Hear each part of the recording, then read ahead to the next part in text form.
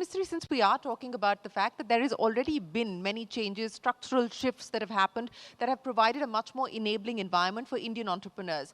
But, you know, the point that Manish was also making, and he talked about the privatization aspect, and in many ways also the privatization of monopolies. As you look ahead, you know, what are the changes in addition to what we've already seen the government do to facilitate 1,000 flowers from blooming?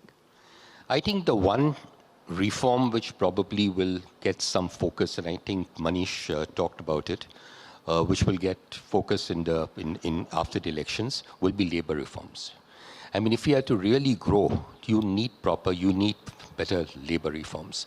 To my mind, that is the one area which is still pending. But really, I mean, is that a constraint? Are labor reforms truly holding back industry from employing more people? To some extent it is, but I think also I should tell you that from a regulatory standpoint, the focus that is coming on things like ease of doing business, getting things done faster, I think it is phenomenal. I'm chairing one of the SEBI committees on this, and there is so much of focus, so much of attempt being done by the regulators all over the place, not just SEBI, but all the regulators, to try and make the process of doing work simpler and simpler. So I think easier work conditions, some degree of labor reforms, I think these are the things that will come through in the coming.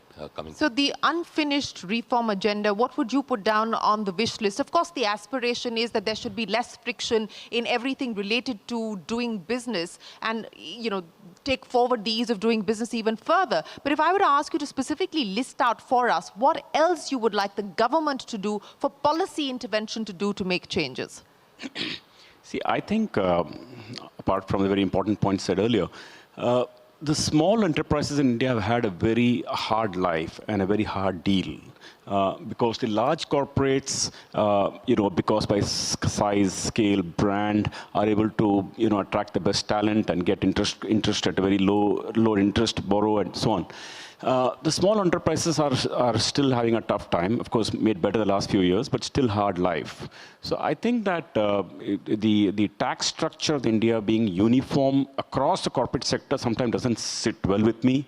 I always say that small enterprises, low rate of tax? Low rate of tax means like start at zero tax. You make up to, say, you make up to 10 lakhs of income, you pay zero tax. I can tell you this next generation of people want to become entrepreneurs if they are in a tax-free economy.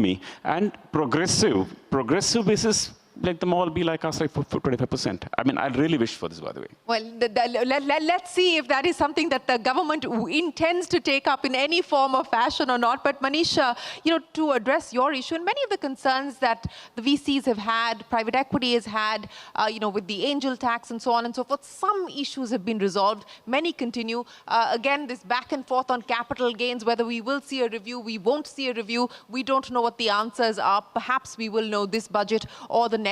But, you know, what's your wish list looking like at this point in time? No, actually, Sharon, it's relatively simple. I think the known issues are evident to everyone in the industry and amongst the regulators. The reality is the RBI, the SEBI, and the Finance Ministry cannot always be looking at the same direction. We hope they would be. They can't. That's the reality of life. I think this last 5 or 6 years, I would say at least the issues are discussed honestly, and the reasons why they can or can't be done or can be done slowly is also relatively clear. Actually, my only wish list, it's not asking for a much lower rate of taxation or no taxes on ABCD. For me, it's consistency of policy. I don't want us stacking left, right, and left, right again. I would love, for example, this might sound like a heresy, but instead of having an annual budget, to have a budget every 3 or 5 years.